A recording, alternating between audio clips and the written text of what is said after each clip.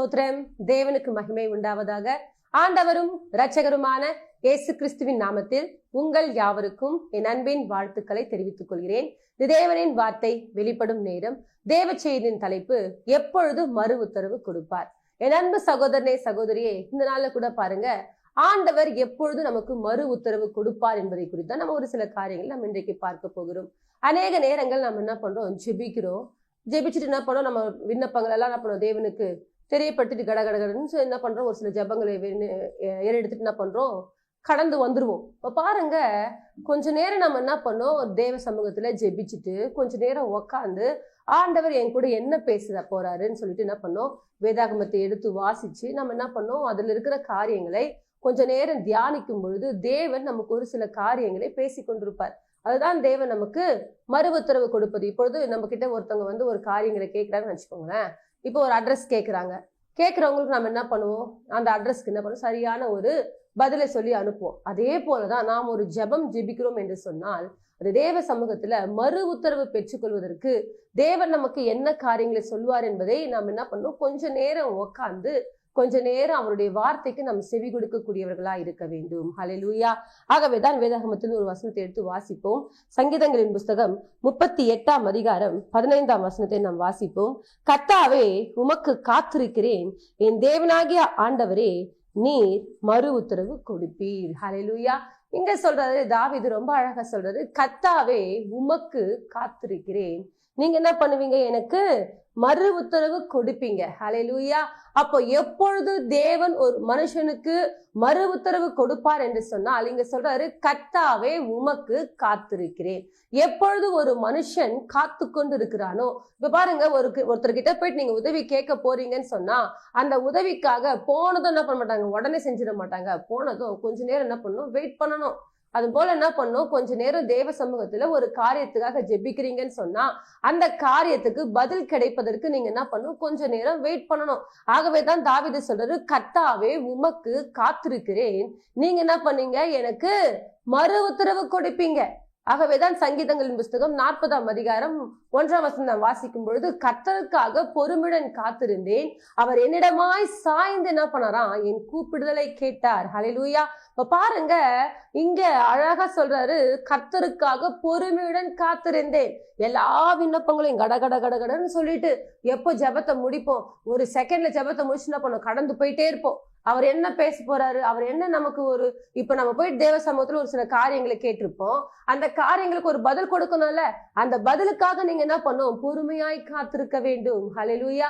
அன்றைக்கு ஆபிரகாம கர்த்தர் அழைக்கிறாரு, ஆபிரகாமே, நீ உன் தேசத்தையும் இனத்தையும் உன் தகப்பன் வீட்டையும் எல்லாவற்றையும் விட்டு என்ன பண்ணு, நான் உனக்கு காண்பிக்கும் தேசத்துக்கு போன்னு சொல்லிட்டு கர்த்தர் ஒரு காரியத்தை சொல்றார். இப்ப பாருங்க, சொன்ன உடனே தேவனுடைய வார்த்தைக்கு அந்த மகன் செவி கொடுத்து அந்த காரியத்துல என்ன பண்றாரு, பொறுமையா என்ன பண்றாரு, கடந்து போயிட்டே இருக்காரு. கேள்வி எதுவுமே கேட்கவே இல்லை. என்ன ஆண்டவரே, எங்க சொந்தக்காரங்களாம் விட்டு வர சொல்றீங்க, என் வீட்டை விட்டு வர சொல்றீங்க, என் தாய் தகப்பனை விட்டு வர சொல்றீங்க, எந்த கேள்வியும் கேட்கவே இல்லை. கர்த்தர் சொன்ன வார்த்தைக்கு செவி கொடுத்து என்ன பண்றாரு, அப்படியே கடந்து போயிட்டே இருக்கிறாரு. கடந்து போன இடங்கள்ல பாருங்க, கர்த்தர் அவருடைய ஆஸ்தியை பூமி தாங்க முடியாத அளவுக்கு ஆசீர்வதித்தார். அது மாத்திரமல்ல, ஆண்டவர் சொல்றாரு, அவனுக்கு பிள்ளை இல்லை. அப்ப சொல்றாரு, கடற்கரை மணல என்ன குடும்பம் என்ன, வானத்து நட்சத்திரங்கள் என்ன குடும்பம் என்ன, இப்படியா ஒரு சந்ததி என்ன பண்ண இருக்கும்னு சொல்லிட்டு கர்த்தர் சொல்றாரு. அவ பாருங்க, அவர் சொல்றாரு, உனக்கு ஒரு பிள்ளையை கொடுப்பேன்னு சொல்றாரு. ஆனா ஒரு மனுஷன் 25 வருஷமா பொறுமையாய் காத்து கொண்டே இருக்கிறார். ஹல்லேலூயா. தேவன் தனக்கு பதில் கொடுக்கும்படிக்கு ஒரு மனுஷன் 25 வருடம் காத்து கொண்டே இருக்கிறார். என் அன்பு சகோதரனே, சகோதரியே, இந்த நாள்ல கூட பாருங்க, நமக்கு பதில் கிடைக்கும், மறு உத்தரவு கிடைக்கும், நாம் பொறுமையாய் காத்திருக்க வேண்டும். ஹல்லேலூயா. ஆகவேதான் சொல்றார், கர்த்தருக்காக பொறுமையுடன் காத்திருந்தேன், அவர் என்னிடமாய் சாய்ந்து என் கூப்பிடுதலை கேட்டார். எந்த மனுஷன் தேவனுக்காக பொறுமையாய் காத்து கொண்டிருக்கிறாரோ அவருடைய ஜெபங்களை தேவன் கேட்கக்கூடியவராய் இருக்கார். ஏற்ற காலத்துல உயர்த்தும்படிக்கு அவருடைய பலத்த கரத்துக்குள்ள அடங்கியிருங்கள் கர்த்தர் சொல்லியிருக்கிறார். ஆகவே உங்களை உயர்த்துவதற்கு தேவன் ஒரு நேரத்தை வைத்திருக்கிறார், ஒரு திட்டத்தை வைத்திருக்கிறார். நீங்கள் ஜெபிக்கிற எல்லா ஜெபங்களுக்கும் கர்த்தர் ஒரு மறு உத்தரவு கொடுக்க அவர் வல்லவராய் இருக்கிறார். ஆனால் அநேக நேரங்கள்ல அவர் நம்ம கூட என்ன பேசுவார் என்பதை நிறைய பேர் என்ன பண்றது இல்லை, கேட்கறது கிடையாது. நம்மளுடைய பதில்களை மாத்திரம் என்ன பண்ணும், அரக்கா பறக்க என்ன பண்றோம் சொல்லிட்டு முடிச்சிடுறோம். ஆனால் தேவன் நமக்கு என்ன ஆன்சர் பண்ண போறாரு, தேவன் நமக்கு என்ன பதில் கொடுக்க போறாருன்னு சொல்லிட்டு எதுவுமே கேட்பதே கிடையாதுங்க. ஆகவேதான் ரொம்ப அழகா சொல்றாரு, கர்த்தாவே உமக்கு காத்திருக்கிறேன், என் தேவனாகிய ஆண்டவரே நீர் எனக்கு என்ன பண்ணுவீங்க, மறு உத்தரவு கொடுப்பீங்க. எவ்வளவு விசுவாசமா சொல்றாரு பாத்தீங்களா, நீர் எனக்கு என்ன பண்ணுவீங்க, மறு உத்தரவு கொடுப்பீங்கப்பா, அந்த மறு உத்தரவுக்காக நான் காத்து கொண்டிருக்கிறேன் என்று சொல்லி யார் ஒருத்தர் தேவ சமூகத்தில் அவருடைய மறு உத்தரவுக்காக காத்து கொண்டிருக்கிறீங்களோ உங்களுக்காக தேவன் அற்புதங்களை செய்ய வல்லவரா இருக்கிறார். ஹல்லேலூயா. ஆகவே தேவ சமூகத்துல முதலாவதாக உங்களுடைய வாழ்க்கையில மறு உத்தரவு கொடுக்கப்படணுமா, தேவன் உங்கள் வாழ்க்கையில அற்புதங்களை செய்யணுமா, அதிசயங்களை செய்யணுமா, மாற்றங்களை உண்டாக்கணுமா, நீங்க என்ன செய்யணும்னு சொன்னா தேவ சமூகத்துல காத்திருக்க வேண்டும். எப்படி காத்திருக்கணும்னு சொன்னா பொறுமையாய் காத்திருக்க வேண்டும். ஆகவேதான் சொல்றாரு, ஆபகுக் 2:3 சொல்றாரு, குறித்த காலத்துக்கு தரிசனம் வைக்கப்பட்டிருக்கிறது, அது முடிவிலே விளங்கும், அது பொய் சொல்லாது, தாமதித்தால் என்ன பண்ணு, காத்திருன்னு சொல்றாரு. அப்ப ஒரு மனுஷன் என்ன செய்யணுமா, தேவன் உங்களுக்கு பதில் கொடுக்கும்படிக்கு நீங்க என்ன பண்ணும், காத்திருக்க வேண்டும். உங்களுக்காக வைக்கப்பட்ட திட்டங்களும் தீர்மானங்களையும் தேவன் நிச்சயமாக என்ன பண்ணுவாராம், நிறைவேற்ற அவர் வல்லவராய் இருக்கிறார். அவர் ஒருபோதும் தன்னுடைய காரியங்களை மாற்றிக்கொள்ளவே மாட்டார். உங்களுக்கு மறு உத்தரவு கொடுப்பேன்னு சொன்னாரா, கண்டிப்பா தேவன் மறுமொழி கொடுப்பார். அன்றைக்கு பாருங்க, மோசே, ஆபிரகாம், ஈசாக்கு, யாக்கோபு இவங்க எல்லாம் போயிட்டு தேவ சமூகத்துல ஒரு காரியங்களை கேட்பாருங்கன்னு சொன்னா அவங்களுக்கு தேவன் ஒரு பதில் செய்திருக்கிறார். இப்ப பாருங்க, ஒவ்வொரு காரியங்களையும் ஒரு பதில் கேட்டு அவங்க என்ன பண்ணுவாங்க, தேவனிடத்துல போயிட்டு ஒரு விண்ணப்பத்தை வைப்பாங்க. தேவன் அவர்களுக்கு என்ன பண்ணுவார், ஒரு மறு உத்தரவு கொடுப்பார். அல்லது ஊழியக்காரர்கள் மூலமாகவோ அல்லது வேதாகமத்தின் மூலமாகவோ அல்லது உங்களுக்குள்ளாக ஆவியானவர் என்ன பண்ணுவார், ஒரு சில காரியங்களை உணர்த்துவார். அதுதான் தேவன் உங்களுக்கு கொடுக்கக்கூடிய மறு உத்தரவு. ஆபத்து காலத்தை நோக்கி கூப்பிடு, நான் விடுவிப்பேன், மகிமைப்படுத்துவார். இப்ப பாருங்க, தேவ சமூகத்துல சொல்றாரு, நீ என்னை கூப்பிடு, நான் உனக்கு என்ன பண்ணுவேன், மறு உத்தரவு கொடுப்பேன். ஹல்லேலூயா. என் அன்பு சகோதரனே, சகோதரியே, இந்த நாள்ல கூட இந்த வார்த்தைகளை கேட்டு கொண்டிருக்கிற உங்களுடைய வாழ்க்கையில கூட கர்த்தர் உங்களுக்கு ஒரு மறு உத்தரவு கொடுக்க வேண்டுமா, முதலாவதாக நீங்கள் தேவ சமூகத்துல காத்திருக்க வேண்டும். எப்படி காத்திருக்க வேண்டும் என்று சொன்னால் பொறுமையாய் காத்திருக்க வேண்டும். தேவன் வாக்குத்தத்தம் பண்ணினதை அவர் நிறைவேற்ற வல்லவர் என்பதை முதலாவதாக நீங்கள் விசுவாசித்து அவருடைய சமூகத்துல, ஆண்டவரே நான் ஒரு காரியத்தை ஜெபித்திருக்கிறேன், இன்றைக்கு பாருங்க வியாதிக்காக ஜெபித்துக் கொண்டிருக்கலாம், ஒருவேளை உங்களுடைய ஆசீர்வாதங்களுக்காக ஜெபித்துக் கொண்டிருக்கலாம், திருமண காரியங்களுக்காக ஜெபித்துக் கொண்டிருக்கலாம், கடன் பிரச்சனை மாறுவதற்காக ஜெபித்துக் கொண்டிருக்கலாம், அல்லது உங்களுடைய உங்க கணவருடைய குடிப்பழக்கத்திலிருந்து விடுதலை பெற்றுக் கொள்ளும்படி நீங்கள் ஜெபித்துக் கொண்டிருக்கலாம். என்னென்ன காரியங்களுக்காக தேவ சமூகத்துல ஜெபித்துக் கொண்டிருக்கிறீங்களோ அந்த காரியத்துக்கு தேவன் உங்களுக்கு மறு உத்தரவு கொடுக்க வேண்டும். எப்பப்பா எனக்கு பதில் கொடுப்பீங்க, சீக்கிரமா என்ன பண்ணுங்க, என்னிடத்துல இறங்கி வாங்க, எனக்கு அற்புதத்தை செய்யுங்கன்னு சொல்லிட்டு நீங்க என்ன பண்ணும், தேவ சமூகத்துல மறு உத்தரவுக்காக நீங்கள் காத்து கொண்டு இருக்க வேண்டும். எப்படி காத்திருக்க வேண்டும், பொறுமையாய் காத்திருக்க வேண்டும். ஹல்லேலூயா.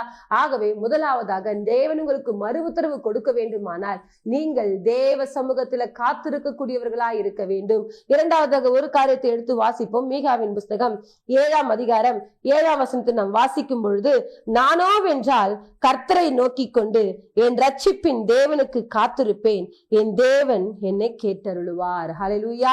இங்க பாருங்க, ரொம்ப அழகா சொல்றாரு, நானோ வென்றால் கர்த்தரை நோக்கி கொண்டு என் ரட்சிப்பின் தேவனுக்கு நான் என்ன பண்ணுவேன், காத்திருப்பேன், என் தேவன் என்னை கேட்டருளுவார். அப்போ நீங்க தேவ சமூகத்துல இங்க பாருங்க, அழகா மிக தீர்க்கதரிசி சொல்லும் பொழுது சொல்றாரு, நானோ வென்றால் என் ரட்சிப்பின் தேவனுக்கு நேராக என்ன பண்ணுவேன், காத்திருப்பேனுங்க. அவர் காத்திருக்கும் பொழுது அவர் என்னை கேட்டருளுவார் என்று சொல்றார். அப்போ நம்ம ஜெபிக்கும் பொழுது அவர் நமக்கு மறு உத்தரவு கொடுக்கக்கூடியவராக இருக்கிறார். ஹல்லேலூயா. நீங்களும் நானும் என்ன காரியங்களை தேவ சமூகத்துல வைத்து ஜெபித்துக் கொண்டிருந்தாலும் அந்த ஜெபங்களுக்கெல்லாம் தேவன் பதில் கொடுக்க வல்லவராக இருக்கிறார். ஹல்லேலூயா. அது மாத்திரமல்ல, இந்த 8ஆம் வசனத்தை நீங்கள் வாசிக்கும் பொழுது, என் சத்ருவே எனக்கு விரோதமாய் சந்தோஷப்படாதே, நான் விழுந்தாலும் எழுந்திருப்பேன், நான் இருளில் உட்கார்ந்தால் கர்த்தர் எனக்கு வெளிச்சமாய் இருப்பார். ஹல்லேலூயா. என் சத்ருவே எனக்கு விரோதமா என்ன பண்ணாத, பெருமை பாராட்டாத, நான் இருளில் உட்கார்ந்தால் கர்த்தர் எனக்கு என்ன பண்ணுவாரு, வெளிச்சமா இருப்பார். விசுவாசமான வார்த்தைகளை பேசிக்கொண்டு நீங்கள் காத்திருக்கும் பொழுது தேவன் உங்களுக்கு மறு உத்தரவு கொடுக்கக்கூடியவராயிருக்கார். இது பாருங்க, ஃபர்ஸ்ட் பார்த்தோம், நம்ம தேவ சமூகத்துல பொறுமையாய் காத்திருக்கும் பொழுது இந்த இடத்துல நம்ம பார்க்கிறோம், மேல் வசனங்களை பார்க்கும் பொழுது அவர் சொல்றாரு, என் ரட்சிப்பின் தேவனை நோக்கி நான் என்ன பண்ணுவேன், காத்திருப்பேன். அதாவது ஜெபத்தோடு கூட தேவ சமூகத்துல நீங்கள் காத்திருக்கும் பொழுது அவர் உங்களை என்ன பண்ணுவாராம், கேட்டருளுவாராம். மூன்றாவதாக, நீங்கள் விசுவாசமான வார்த்தைகளை சொல்லி என் சத்துருவை எனக்கு விரோதமா நீங்க என்ன பண்ணாத, சந்தோஷப்படாத. நான் இருளிலே உட்கார்ந்தால் கர்த்தர் எனக்கு வெளிச்சமா இருப்பார். இன்றைக்கு கூட பாருங்க, அநேக நேரங்கள்ல நம்ம வேதனைப்படும் பொழுது, துக்கப்படும் பொழுது நமக்கு விரோதமாக அநேக என்ன பண்ணலாம், பாத்தியா சர்ச்சைக்கு போச்சு, இது வாழ்க்கை பாரு எப்படி ஆயிடுச்சுன்னு சொல்லிட்டு எத்தனையோ பேர் ஏராளமா பார்த்திருக்கலாம். ஆண்டரை தேடி உங்க வாழ்க்கையில என்ன பயன் என்று சொல்லி எத்தனையோ பேர் உங்களுக்கு குறைவாய் பார்த்து கொண்டிருக்கலாம். அநேக தேவனுடைய தேடாத பிள்ளைகள், அதாவது உங்களுக்கு விரோதமாய் ஒரு சில செயல்பட்டு கொண்டிருக்கிற பிள்ளைகள் என்ன பண்ணிருக்கலாம், உங்களுக்கு விரோதமாய் பேசி கொண்டிருக்கலாம். ஆனால் நீங்க சொல்லணும், என் சத்ருவே எனக்கு விரோதமாக பெருமை பாராட்டதே, நான் இருளிலே உட்கார்ந்தால் கர்த்தர் எனக்கு வெளிச்சமா இருப்பார். அப்ப பாருங்க, யார் ஒருத்தர் தேவ சமூகத்துல தேவனருக்கு மறு உத்தரவு கொடுப்பார் என்று சொல்லி நீங்கள் இப்படி விசுவாசமான வார்த்தைகளை பேசிக்கொண்டு தேவ சமூகத்துல ஜெபித்து கொண்டு அவருடைய சமூகத்துல காத்து கொண்டு இருக்கிறீங்களோ, உங்களுக்கு தேவன் நிச்சயமாக ஒரு பதில் கொடுக்க அவர் வல்லவரா இருக்கிறார், மறு உத்தரவு கொடுக்க வல்லவரா இருக்கிறார். நீங்க ஆபத்து காலத்துல நோக்கி கூப்பிட்டு பாருங்க, உங்களுக்காக ஒரு தெய்வம் இறங்கி வருவார். ஹல்லேலூயா. ஆகவே அன்பு தேவ பிள்ளைகளே, நமக்கு பதில் கொடுக்கிற ஒரு தேவன் உண்டு. ஹல்லேலூயா.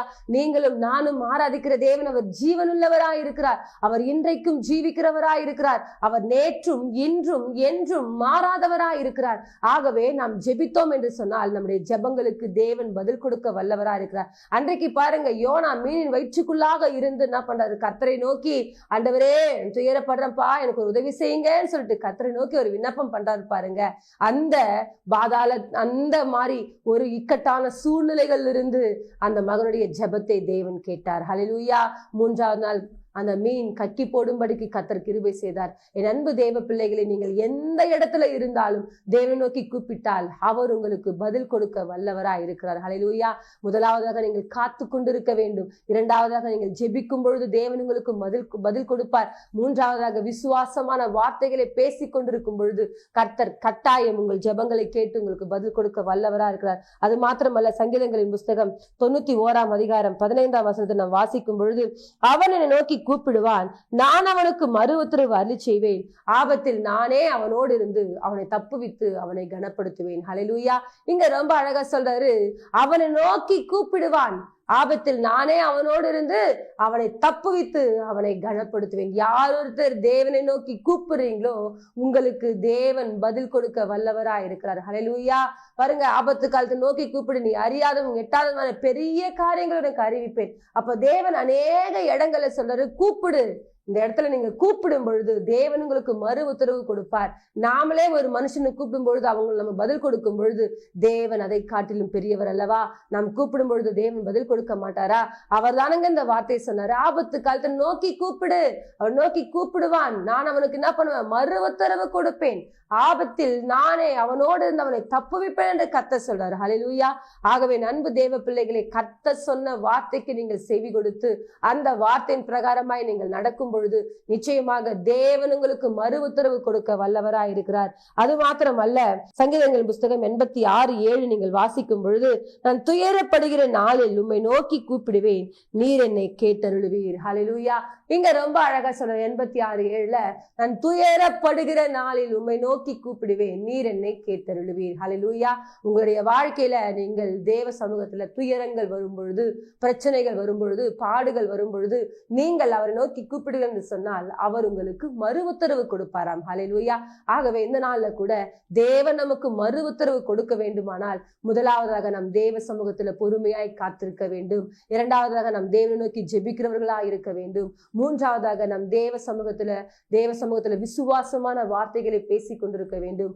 நான்காவதாக தேவனை நோக்கி நீங்கள் கூப்பிடும் பொழுது அவர் நிச்சயமாய் உங்களுக்கு மறு உத்தரவு கொடுத்து உங்களை தப்புவித்து உங்களை கனப்படுத்த தேவன் வல்லவராய் இருக்கிறார். ஆகவே அன்பு தேவ பிள்ளைகளை, கவலைப்படாதீங்க, தேவன் நம்முடைய ஜெபங்களை கேட்கிறவராய் இருக்கிறார். ஹல்லேலூயா. அவர் கண்ணிருந்தும் காணாரோ, காதிருந்தும் கேளாரோ சொன்னது போல அவர் கேட்கக்கூடிய தேவன், அவர் பார்க்கக்கூடிய ஒரு தேவன், அவர் பேசக்கூடிய ஒரு தேவன். ஆகவே அவருடைய சமூகத்துல நீங்கள் எதை கேட்டாலும் அதை உங்களுக்காக தேவன் செய்ய வல்லவராய் இருக்கிறார். கேளுங்கள், அப்பொழுது உங்களுக்கு கொடுக்கப்படும் சொன்னது போல நீங்கள் கேட்டால் தேவன் நிச்சயமாக உங்களுக்கு மறு உத்தரவு கொடுக்க வல்லவராய் இருக்கிறார். ஆகவே மறு உத்தரவு கொடுக்கிற ஒரு தெய்வத்துடைய சமூகத்துல போயிட்டு ஜெபிச்சுட்டு கொஞ்ச நேரம் காத்து கொண்டிருங்க.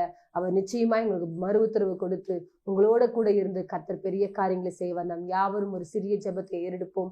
மகா இரக்கமும் கிருபை நிறைந்த எங்கள் அன்பின் தகப்பனே, நாளுக்காய் ஸ்தோத்திரம். இந்த நாள்ல கூட ஆண்டவரே, இந்த வார்த்தைகளை யாரெல்லாம் கேட்டுக்கொண்டிருக்கிறாங்க தகப்பனே, அந்த பிள்ளைகளுடைய வாழ்க்கையில ஆண்டவரே, ஏனோ ஜெபித்துட்டு போயிட்டோன்னு சொல்லிட்டு ராதபடிக்கு ஆண்டவரே, நீர் எனக்கு மறு உத்தரவு கொடுக்கிற தேவன் என்பதை முதலாவது விளங்கி கொண்டு ஆண்டவரே அப்பா, ஜெபித்த ஜெபத்திற்கு பதில் கிடைப்பதற்கு கொஞ்ச நேரம் தேவ சமூகத்துல காத்து கொண்டிருக்க உடைய பிள்ளைகளுக்கு தேவன் கிருபை செய்வீராக. கூப்பிடும் பொழுது ஆண்டவரே, ஜெபிக்கும் பொழுது, விசுவாசமான வார்த்தைகளை பேசும் பொழுது, காத்திருக்கும் பொழுது எங்களுக்கு மறு உத்தரவு கொடுப்பேன் என்று சொன்ன தேவன் இன்றைக்கு கூட அந்த வார்த்தைகளை கேட்டுக்கொண்டிருக்கிற பிள்ளைகள் அதன் பிரகாரமாய் வாழ கிருபை தருவீராக. தேவ கரம் கூட இருக்கட்டும். இயேசுவின் மூலமாய் ஜெபிக்கிறோம் நல்ல பிதாவே, ஆமென். கர்த்தர் தாமே உங்களை ஆசீர்வதிப்பாராக. God bless you.